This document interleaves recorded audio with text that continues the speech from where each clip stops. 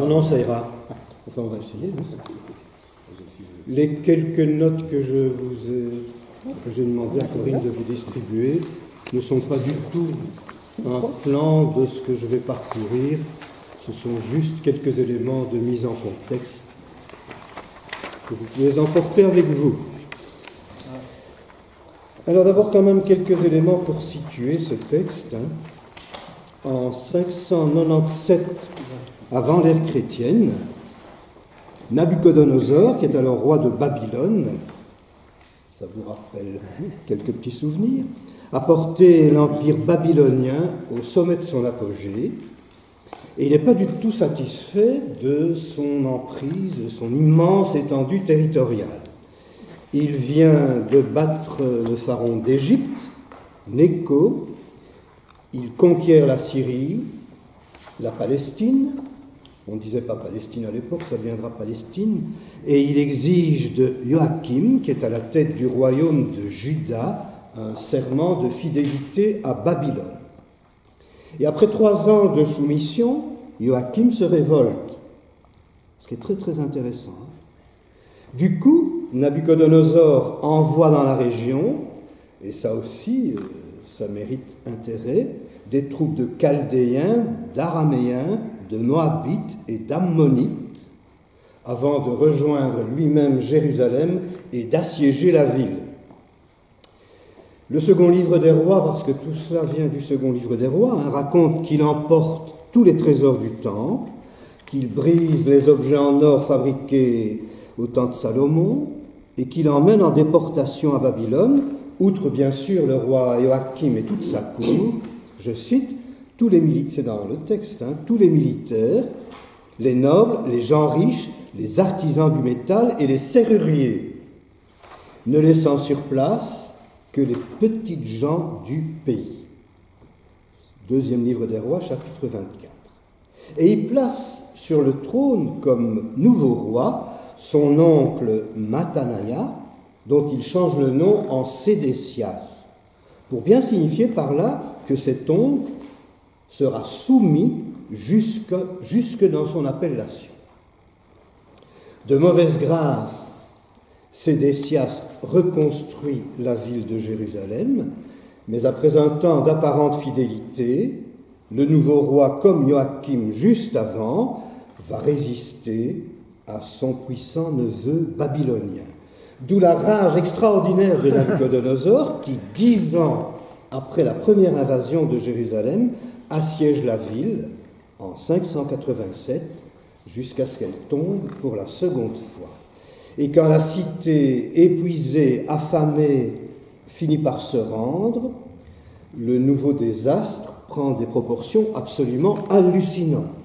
Toutes les maisons sont brûlées, le temple est complètement détruit, et le petit peuple qui était resté pendant 10 ans part à son tour sur les chemins de l'exil.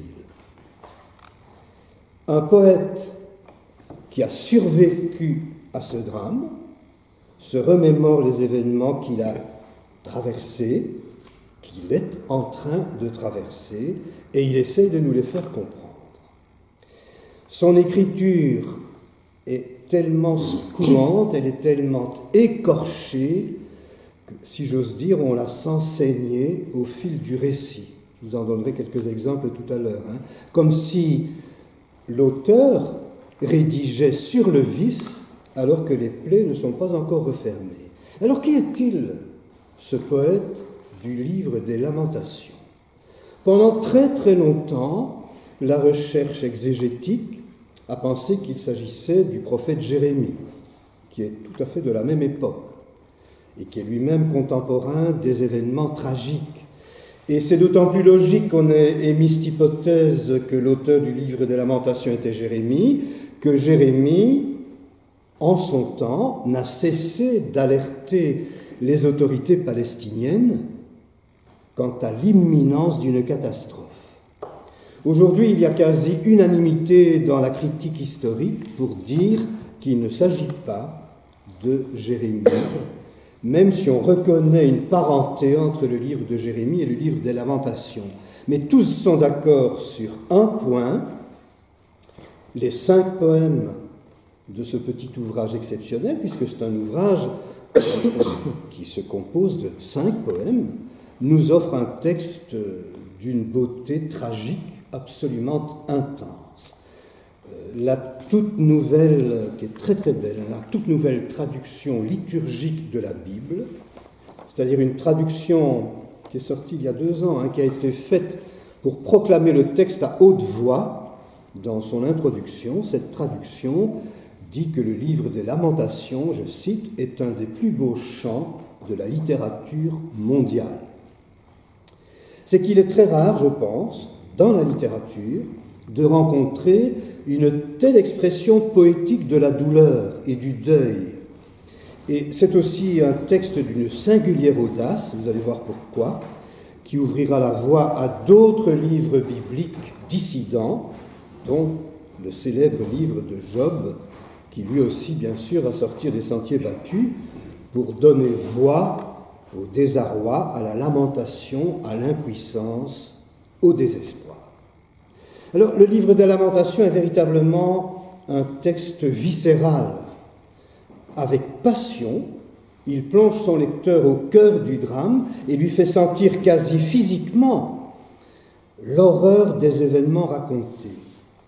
Mais alors qu'on sent vraiment à quel point le poète parle au présent d'une histoire qu'il est en train de vivre et qui est toujours en cours, comment parvient-il, en étant directement témoin des événements, à donner une telle force à son texte?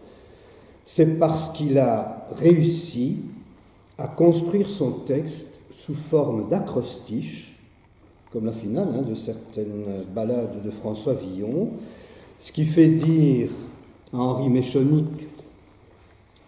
c'est de lui la traduction des 5 rouleaux et donc du livre des Lamentations chez Gallimard, qui est un des plus grands poètes exégètes des temps contemporains, ce qui fait dire donc à Henri Méchonic, je cite, c'est un des grands traducteurs du texte, que la douleur en alphabet enferme et épuise toute la douleur du monde. J'aime beaucoup ça. La douleur en alphabet enferme et épuise toute la douleur du monde. Et que l'intensité de la douleur que nous raconte le poète des Lamentations s'exprime aussi dans l'intensité grammaticale. Et ça, quand on lit le texte en hébreu, c'est très très très clair. Il y a une intensité grammaticale qui exprime de manière extraordinaire l'intensité de la souffrance réelle. Ce qui fait dire encore à Méchonic, nous nous trouvons ici devant la souffrance comme texte, et même, dit-il, la souffrance texte. Fin de citation. Alors, à lire ce qui précède, on pourrait croire que pareil récit va laisser tout espoir au fond du gouffre, qu'on n'a pas la moindre chance d'en remonter. Mais l'auteur, et c'est ça qui est tout à fait étonnant, à distance de toute consolation facile, veut croire qu'il est encore possible d'en sortir. Nous sommes en pleine guerre d'Ukraine, il y a là un poète-soldat sur le front, tout est en train de s'écrouler autour de lui, et il est en train de croire qu'il est encore possible d'en sortir et qu'on peut réimaginer un avenir. Et la preuve, parce que ce texte est très très construit, la preuve au 3e poème, où le nombre de versets est triplé, 3 fois 22. Donc je vous mets ça dans une de vos feuilles, les 5 poèmes, c'est 22, 22, 3 fois 22, 22, 22. Et pourquoi 3 fois 22 ? Pourquoi cet élargissement soudain du poème central ? Parce que l'auteur veut absolument, j'allais dire poétiquement, grammaticalement, élargir le champ de l'espoir, mais avant d'arriver là, avant d'arriver au sommet d'un des versets du 3e poème, que de doutes, que de questions, que de hurlements, que d'audace, quelle détermination pour oser raconter la violence de Dieu. C'est un des textes qui s'en prend à Dieu avec une violence qui est particulièrement rare même s'il y a bien d'autres passages dans la Bible où on attaque Dieu très frontalement. Pour un tout petit peu, pendant 2-3 minutes, vous faire sentir ceci, je vous lis un extrait de ce 3e poème. Je suis l'homme qui voit l'humiliation sous son bâton déchaîné. C'est moi qui l'emmène et fais marcher dans la ténèbre et non dans la lumière. Oui, contre moi, il recommence à tourner son poing toute la journée. Il ronge ma chair et ma peau, il brise mes os, il amoncelle contre moi, il met tout autour de moi poison et difficulté. Dans les ténèbres, il me fait habiter comme les morts de la nuit des temps. Il m'emmure pour que je n'en sorte pas. Il alourdit ma chaîne. J'ai beau crier au secours, il étouffe ma prière. Il mure mes chemins avec des pierres de taille. Il brouille mes sentiers. Il est pour moi un ours à l'affût, un lion en embuscade. Il détourne mes chemins, il me laisse en friche, ruiné. Il bande son arc et me dresse comme cible pour la flèche. Il fait pénétrer dans mes reins le contenu de son carquois. Me voilà la risée de tout mon peuple, sa perpétuelle rengaine. Il me sature d'amertume, il me saoule d'absinthe. Il me fait concasser du gravier avec les dents. Il m'enfouit sous la cendre. Tu me rejettes loin de la paix. J'oublie le bonheur et je dis, c'en est fini de ma continuité, de mon espoir qui venait du Seigneur.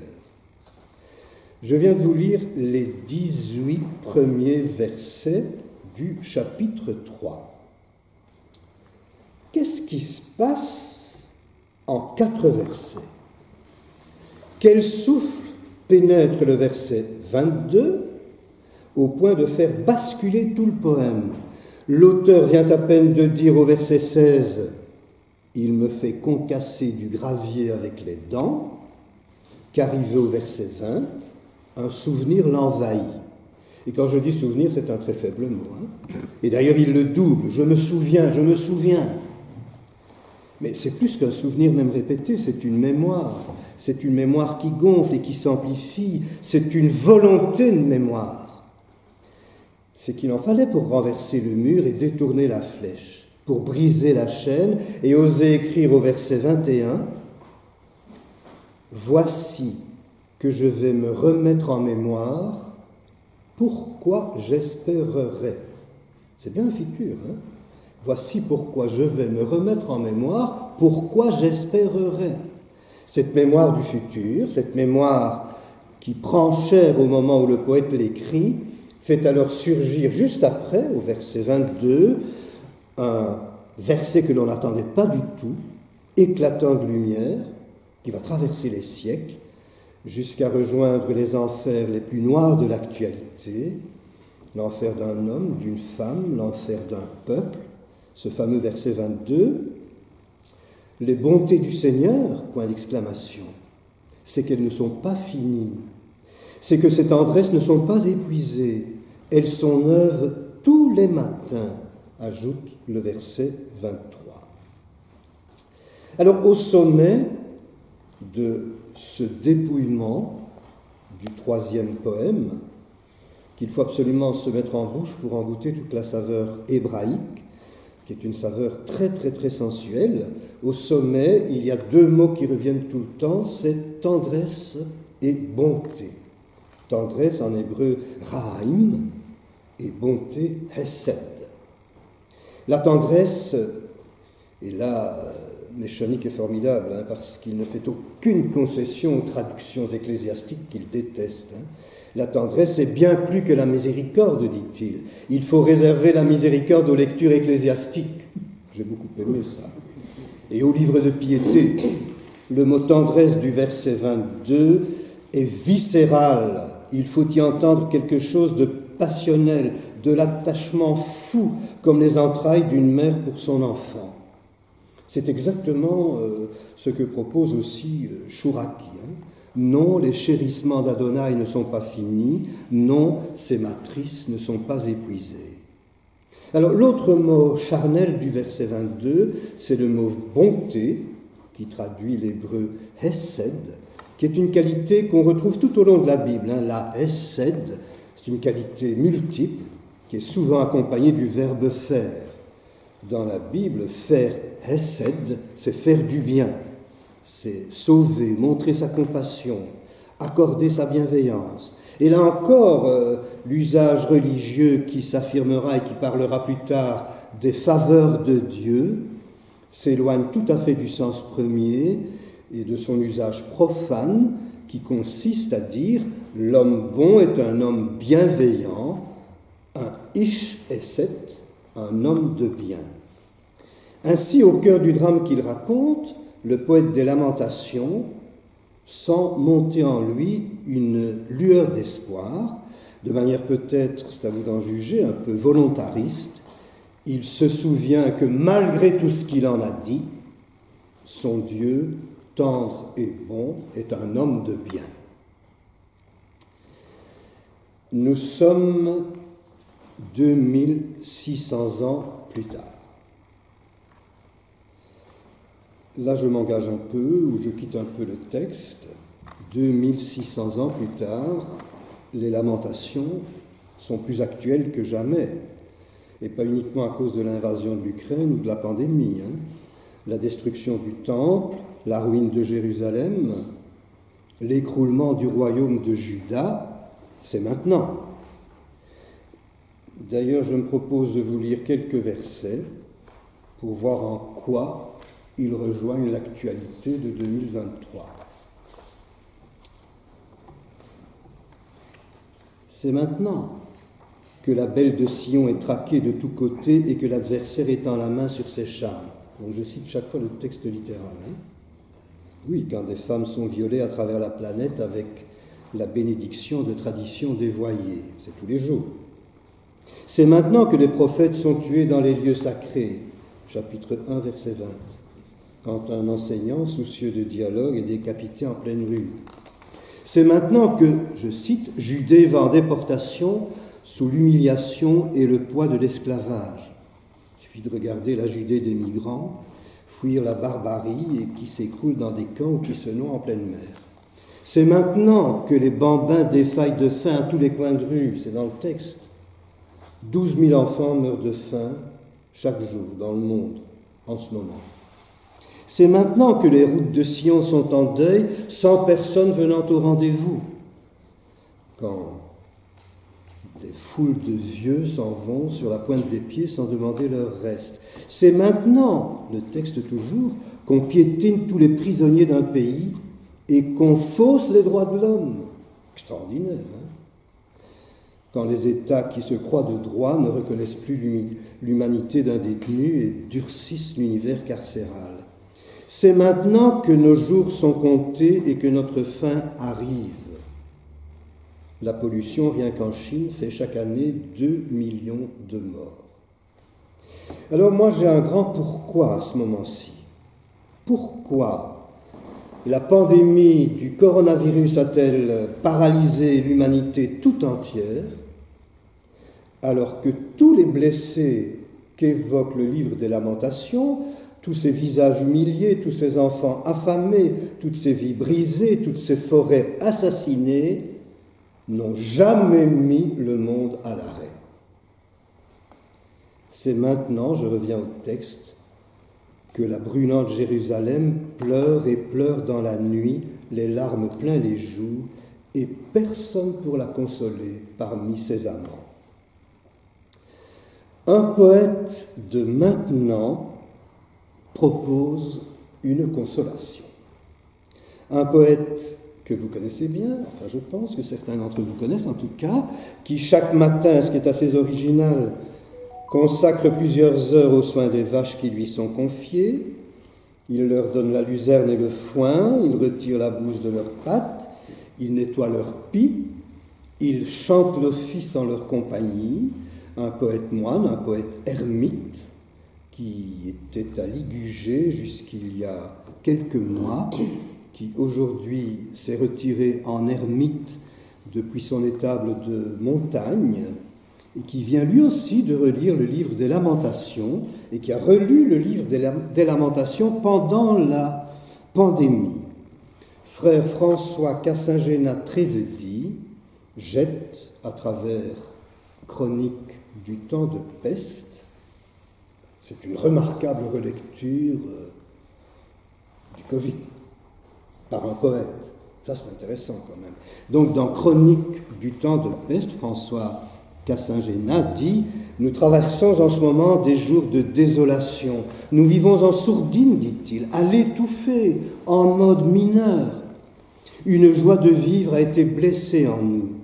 Un chant insouciant et léger ne peut plus sourdre de nos profondeurs et une très insidieuse tristesse envahit le sous-sol de notre être. » Et il ajoute en citant Isaïe dans la traduction de la Vulgate, ce verset étonnant qui en quelques mots raconte l'éloignement d'une musique qui se retire pas à pas, la douceur de la cithare au fond de nous s'étue.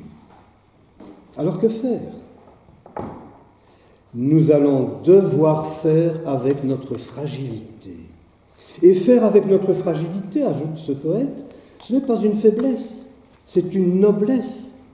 Ce n'est pas une infirmité, c'est une nécessité. Encore faut-il n'être pas trop seul.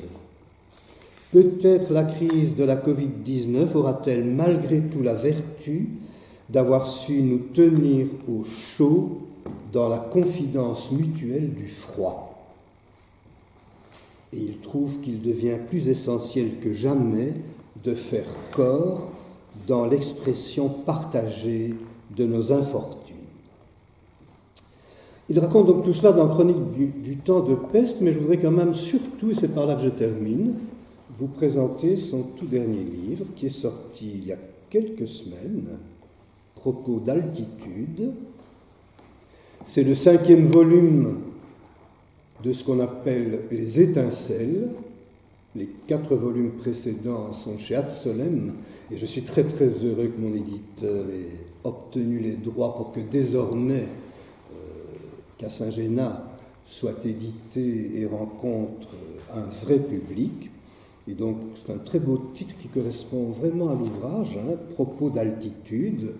Ça me fait penser à quelqu'un qui nous a été présenté ce matin. Ce sont des aphorismes, des maximes, des pensées, un peu à la manière de Pascal, très très exigeant. Les propos d'altitude, c'est dans tous les sens. On peut parfois rester une demi-heure devant une page et rien que devant un paragraphe. Il y en a d'autres qui sont très simples. Mais par exemple, à votre intention et pour conclure, j'ai retenu à la page 205 ce propos, qui fait peut-être le lien avec le livre des Lamentations. La Sainte Écriture n'apporte aucune solution à notre incertitude. C'est pourquoi elle est si consolante. C'est pourquoi précisément elle est sainte.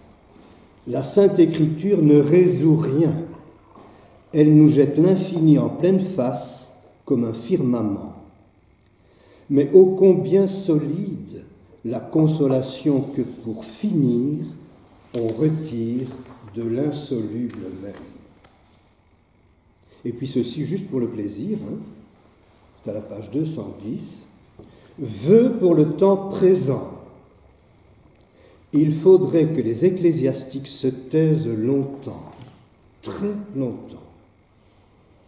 Embrasser désormais l'anticléricalisme comme un état religieux. Voilà, je me tais. Merci à vous.